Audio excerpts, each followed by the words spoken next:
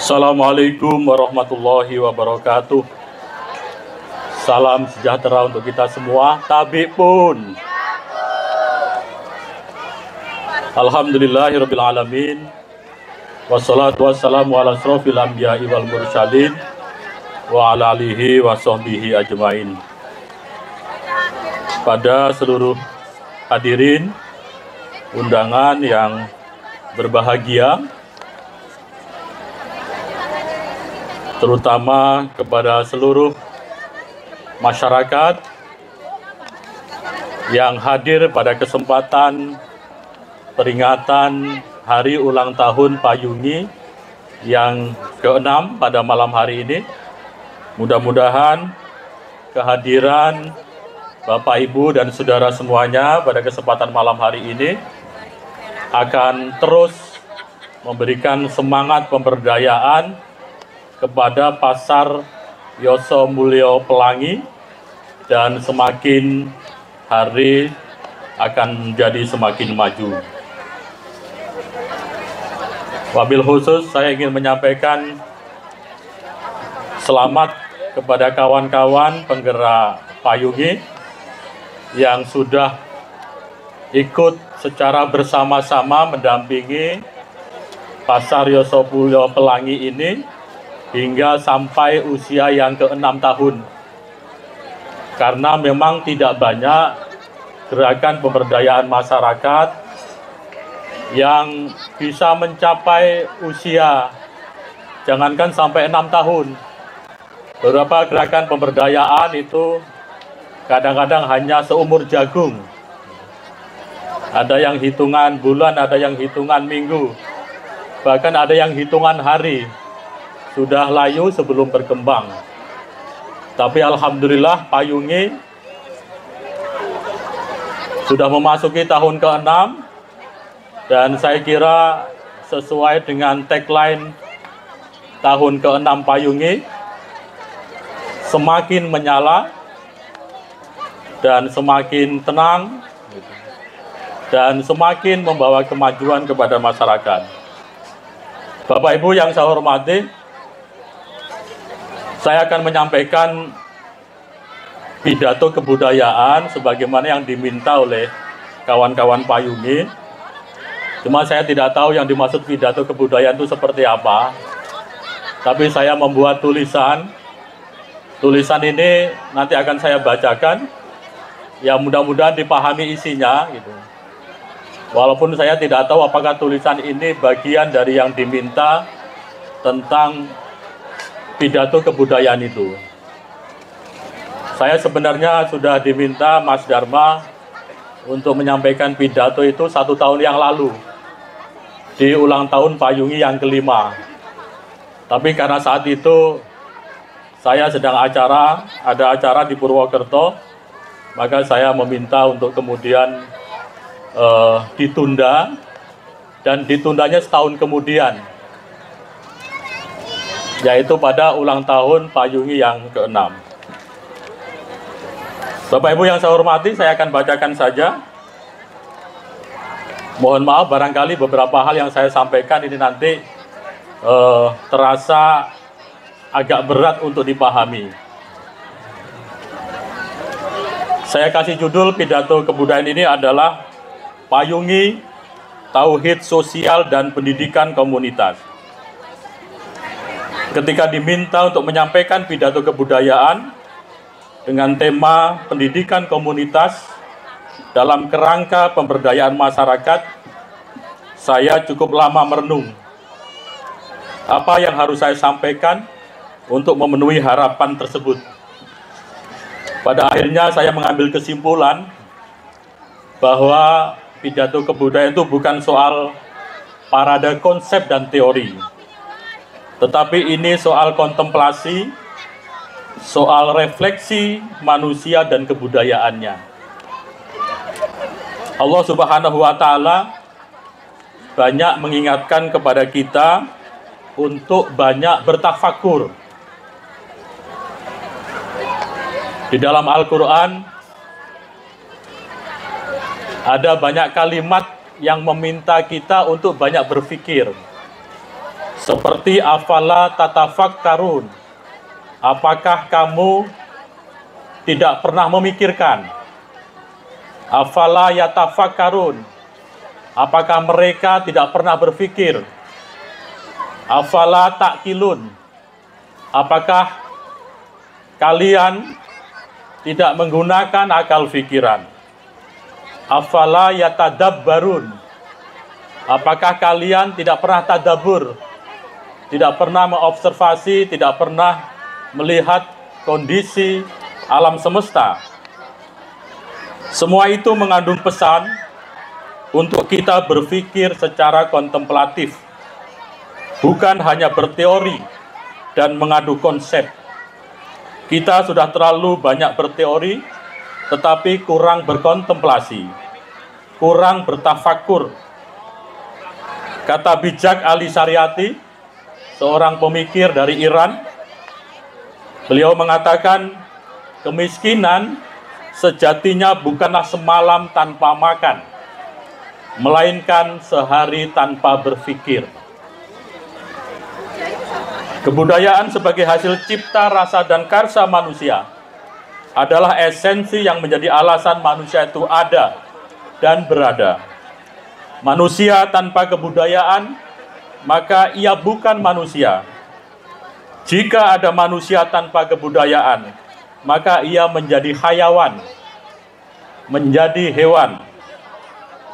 Kebudayaan yang bersumber dari akal pikiran manusia, itulah yang membuat kehidupan menjadi berkembang, mengalami kemajuan, dan mengejawantahkan nilai-nilai luhur kemanusiaan. Kebudayaan memiliki 7 unsur utama yang disebut dengan universal culture, yaitu bahasa, sistem pengetahuan, sistem organisasi sosial, sistem peralatan dan teknologi, sistem ekonomi dan mata pencarian hidup, sistem kepercayaan atau sistem religi, serta kesenian. Kapanpun dan dimanapun manusia berada, ke-7 unsur universal culture pasti ada. Menafikan satu atau beberapa unsur dari kebudayaan itu sama dengan mengeliminasi manusia dari nilai-nilai kemanusiaannya. Lalu di mana pendidikan dan kebudayaan? Ada dalam unsur sistem pengetahuan. Manusia dan kebudayaannya menghasilkan pengetahuan-pengetahuan. Pengetahuan-pengetahuan itu diakumulasi, diteoritisasi, dikonseptualisasi. Maka jadilah ilmu pengetahuan. Kemudian ilmu pengetahuan sebagai produk kebudayaan diwariskan turun-temurun dari generasi ke generasi lewat pendidikan. Pendidikan di rumah, pendidikan di sekolah, dan pendidikan di masyarakat. Sesungguhnya proses mewariskan kebudayaan yang bernama ilmu pengetahuan.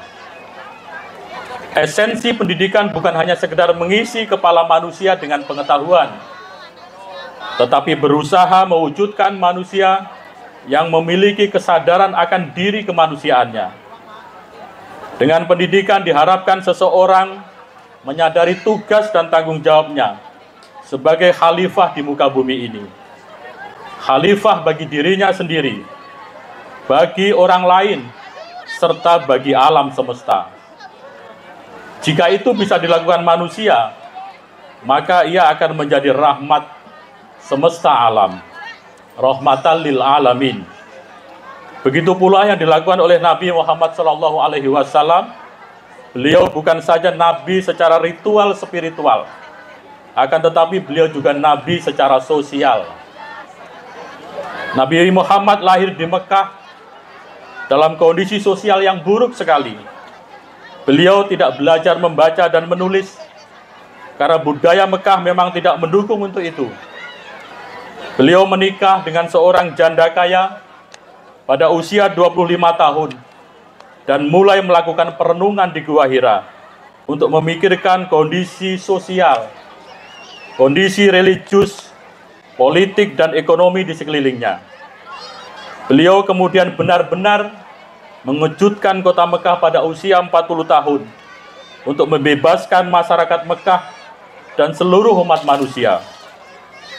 Beliau dalam melakukan semua itu bukan hanya memerankan diri sebagai seorang guru dan filosof, namun juga sebagai aktivis yang turun ke lapangan dan juga menjadi seorang pejuang penggerak.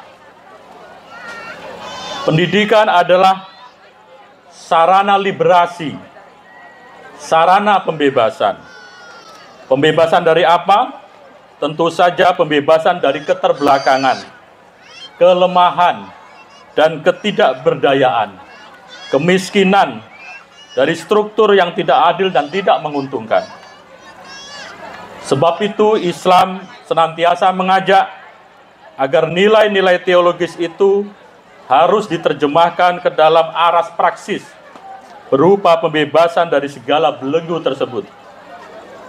Pemikiran maju dan revolusioner ini sebagaimana alam pikiran yang pernah disampaikan oleh Asghar Ali Engineer dalam bukunya Islam and Liberation Theology atau Islam dan Teologi Pembebasan. Cara memahami dan menafsirkan pesan-pesan agama yang hanya melihat pada sisi ritual atau ibadah semata harus diubah kepada pandangan bahwa ajaran agama bukan hanya soal ritual semata, tetapi memuat juga pesan-pesan keadilan, kesetaraan, dan pemihakan kepada mereka yang kurang beruntung. Asghar Ali Engineer mengkritik mereka yang beragama hanya berkutat pada persoalan ritual semata dan melanggengkan status quo. Salah satu ungkapannya, beliau mengatakan, sayangnya Islam yang bersifat revolusioner ini segera menjadi agama yang kental dengan status quo. Begitu Nabi SAW meninggal dunia, selama abad pertengahan, Islam syarat dengan praksis feodalistik dan para ulama justru ikut menyokong kemapaman yang kuat itu. Mereka lebih banyak menulis buku tentang ibadah-ibadah ritual dan menghabiskan energinya untuk mengupas masalah-masalah furu'iyah dalam syariat. Dan sama sekali mengecilkan arti elan vital Islam dalam menciptakan keadilan sosial dan kepedulian Islam yang aktif terhadap kelompok yang lemah dan tertindas, atau kelompok yang dalam Al-Quran disebut dengan mustad'afin. Mereka yang bekerja dengan ikhlas untuk pemberdayaan masyarakat, yang membantu kaum mustad'afin, mereka itulah sesungguhnya salah satu kelompok yang memahami elan vital Islam dan menerjemahkannya dalam gerakan pembebasan. Merekalah yang berusaha menjadikan tauhid yang selama ini dipahami secara kaku, secara jumud menjadi teologi pembebasan ke arah tauhid sosial yang membebaskan. Dengan basis tauhid yang kuat, maka segala upaya pendidikan komunitas adalah memfasilitasi masyarakat supaya berdaya dan bukan memperdaya. Belajar bersama menemukanali persoalan-persoalan yang dihadapi dan menyelesaikan secara bersama-sama pula dengan tanpa harus menggurui atau menggarami lautan yang sebenarnya memang sudah asin. Pemberdayaan masyarakat bukan mengajari ikan berenang, karena mereka masyarakat sudah berenang, bahkan sangat mahir berenang. Masyarakat memiliki pengalaman yang kaya dan telah mengarungi lautan asam garam kehidupan. Pendidikan komunitas bukan mengenalkan dan mengajarkan konsep dan teori. Jangan seperti para teknokrat atau birokrat yang datang dengan banyak konsep dan teori, lalu memaksakan teori itu kepada masyarakat. Kehidupan dan kebudayaan masyarakat sesungguhnya teori itu sendiri. Pendidikan komunitas berusaha menemukan dan mengungkapkan pengetahuan dan teori yang bersumber dari masyarakat itu sendiri. Pemaksaan teori yang asing bagi masyarakat hanya akan menimbulkan luka yang akan sangat menyakitkan bagi masyarakat. Alam tak kambang menjadi guru. Begitu kata bijak orang Minang. Manusia sebagai bagian dari alam dengan segala pernak-perniknya, ditambah dengan lingkungan hayati dan non-hayati, adalah guru sekaligus sumber teori yang tidak ada habisnya. Bukankah teori-teori pengetahuan awal mulanya berasal dari pemahaman dan penelitian terhadap alam? Teori dihasilkan dari grounded research. Begitu kata ahli metodologi penelitian. Maka sangat penting pendidikan komunitas untuk pemberdayaan melihat hal-hal yang genuine community dan kearifan lokal sebagai basis pembelajaran atau grounded learning. Dari sanalah akan lahir khasanah pengetahuan-pengetahuan baru. Dari pengetahuan baru itu bersama-sama mengetuk nurani untuk membangun kesadaran dan gerakan pemberdayaan. Saya kira penggerak Pasar Yosomulyo Pelangi sudah memulainya. Gerakan pemberdayaan ketika sudah dimulai, maka tidak boleh berhenti. Karena pemberdayaan adalah proses yang terus menjadi. Sebagaimana kata Paulo Freire, pendidikan sesungguhnya adalah proses penyadaran. Bahkan ia merupakan inti dari keseluruhan proses pendidikan. Dengan aktif bertindak dan berpikir sebagai pelaku, dengan terlibat langsung dalam permasalahan yang nyata, dan dalam suasana yang dialogis, maka pendidikan masyarakat akan dengan segera menumbuhkan kesadaran yang menjauhkan seseorang dari rasa takut akan kemerdekaan. Kesadaran dan kemerdekaan itu yang pada gilirannya akan membebaskan manusia dari masyarakat bisu, ketidakberdayaan, serta dari struktur sosial yang tidak menguntungkan karena cenderung membelenggu dan menindas. Bapak Ibu yang saya hormati, pembebasan dan pemanusiaan manusia hanya bisa dilakukan dalam artian yang sesungguhnya jika seseorang memang benar-benar telah menyadari realitas dirinya sendiri dan dunia sekitarnya. Jadi sangatlah mustahil memahamkan seseorang bahwa ia harus mampu, dan pada hakikatnya memang mampu, memahami realitas dirinya dan dunia sekitarnya sebelum ia sendiri benar-benar sadar bahwa kemampuan itu adalah fitrah kemanusiaan dan bahwa pemahaman itu sendiri adalah penting dan memang mungkin baginya. Orang Jawa sering menggunakan istilah yang berulang untuk menandaskan saripati dan esensi dari pesan-pesan moral. Mereka mengatakan, kalau dalam bahasa Jawa, sabar itu tidak cukup. Sabar itu harus sampai pada tingkat sesabar-sabarnya sabar. Bapak Ibu yang orang Jawa mungkin pernah dinasihati oleh orang tuanya, Le, Nduk, wong sabar iku kudu sampai sesabar-sabarnya sabar. Jadi sabar saja tidak cukup.